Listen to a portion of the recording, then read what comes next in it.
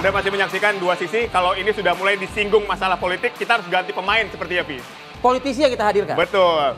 Bang Saur, kita izin nih. Sekarang kita ganti Begitu pemain. juga Bang Patra. Bang Ade Kita Armando boleh maju ke depan. pemain, Bang. Tidak kalahnya nih Oho Mantap. dengan Kapitra Ampera.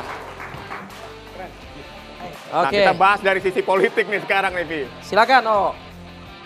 Oke, saya ingin langsung saja ke Bang Kapitra. Bang Kapitra, apakah Anda melihat ada unsur politis dalam penetapan Pak Hasto ini sebagai tersangka oleh KPK? Silakan. Saya ingin mengubah pola pikir kita.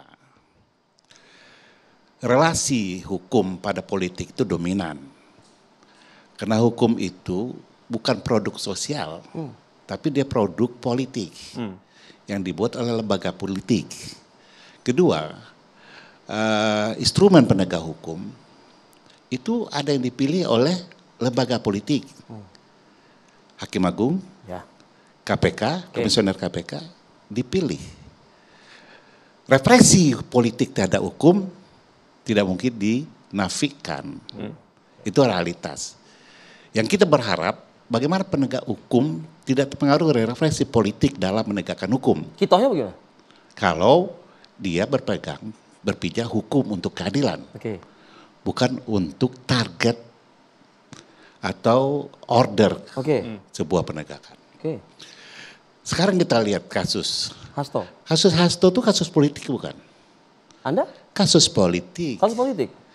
Masalahnya apa? Harun Masiku sebagai apa? Partai politik Caleg. dan caleg gitu. Ya. Dan ingin masuk ke lembaga politik. Ya, DPR. Lalu ada fatwa Mahkamah Agung. Ya. Ada beda interpretasi di situ. Menjadi masalah hukum. Tapi dari apa? Runway-nya dari kegiatan politik. Nah, yang kita ingin ditegaskan hari ini, Apa tuh?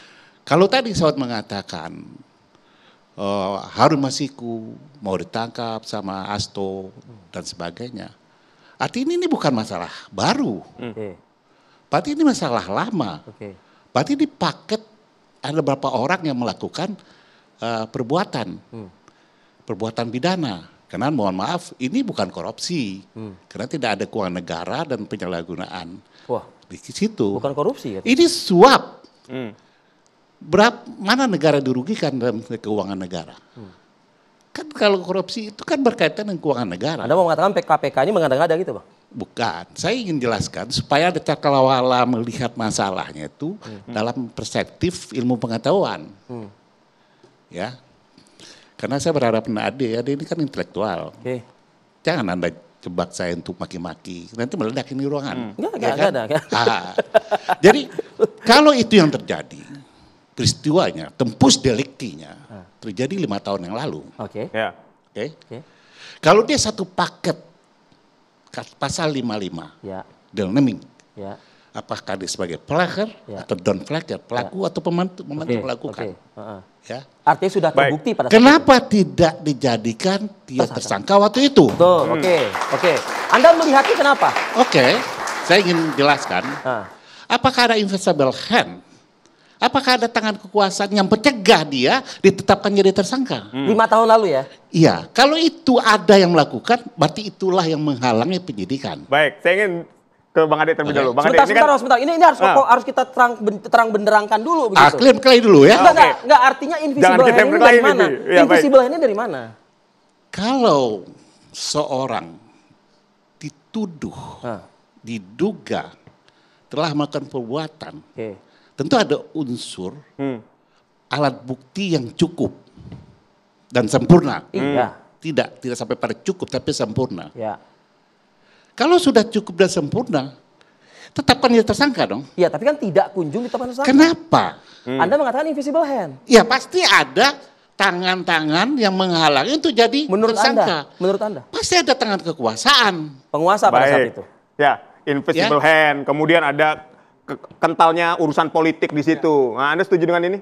Setuju. Dalam arti betul, pasti ada sebuah kekuatan yang menjadikan penangkapan waktu itu atau pentersangkaan Hasto itu gagal. Oke. Dan itu sudah disampaikan sebetulnya oleh tim hukumnya KPK dalam sidang pra-peradilan ini.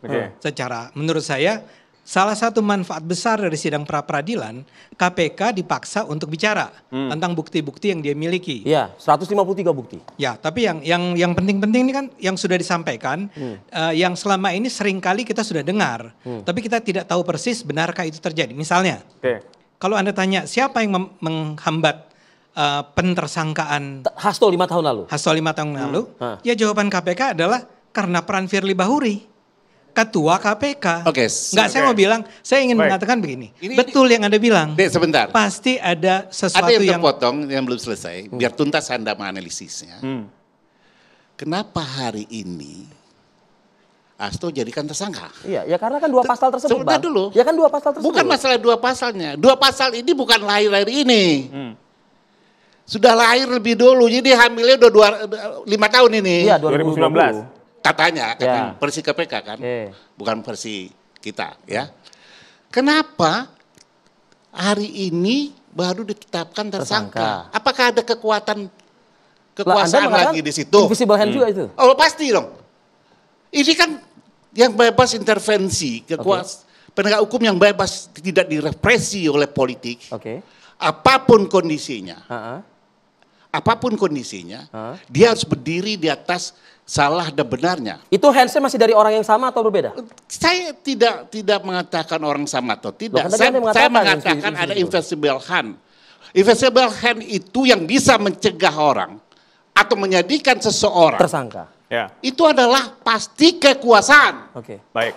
Ya, saya ingin ke Bang Ade. Bang Ade, ini kan menarik ya ketika Pak Hasto ini kental sekali dengan urusan politik. Kemudian di dalamnya ketika kita lihat bahwa Pak Hasto juga menyebut bahwa punya keterlibatan pejabat-pejabat lain misalnya. Apakah ini hanya untuk bergening atau seperti apa?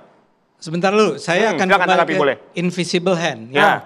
Jelas invisible hand, tapi dalam kasus ini cukup visible, ya. Invisible hand kan adalah tangan yang tidak terlihat. Kalau ini terlihat, sebetulnya si tim hukum KPK udah bilang bahwa sangat terlihat bahwa yang menghambat itu semua adalah Pak Firly. Nah, Pak Firly itu merepresent siapa? Itu yang kita nggak tahu. Ya, saya tidak mau menuduh PDIP, tapi dia dengan sengaja menghambat jangan sampai Hasto tersangka. 2 hal. Pertama-tama Pak Harun Masiku sampai ditangkap.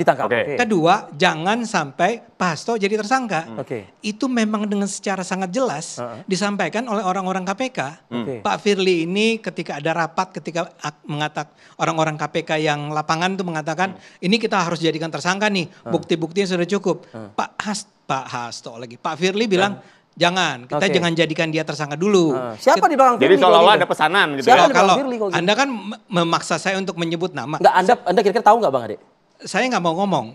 Walaupun tahu. Karena kalau saya ngomong jadinya rada nggak enak. Nanti ada yang tersinggung dan segala macam. Tapi pasti Firly kan bukan seseorang yang sedemikian independen sendiri dan dia menyatakan sendiri saya nggak mau nih Hasto sampai jadi tersangka, saya nggak mau nih Harun Masiku sampai tertangkap.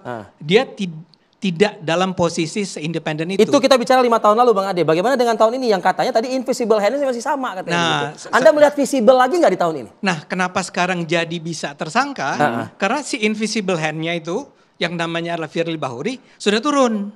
Dan dia sudah ditahan atau tidak lah ya. Saya nggak tahu. Tapi dia sudah jadi seorang terpidana atau macam-macam. Nah, dia sudah tidak ada. Dan justru karena Firly sudah tidak ada, tim pimpinan KPK yang sekarang merasa bahwa kita harus tuntaskan nih PR kita 5 tahun yang lalu. Makanya semua bukti yang ada di 5 tahun yang lalu sekarang diulang lagi. Ya, soal yang tadi bagaimana KPK dihambat dan seterusnya.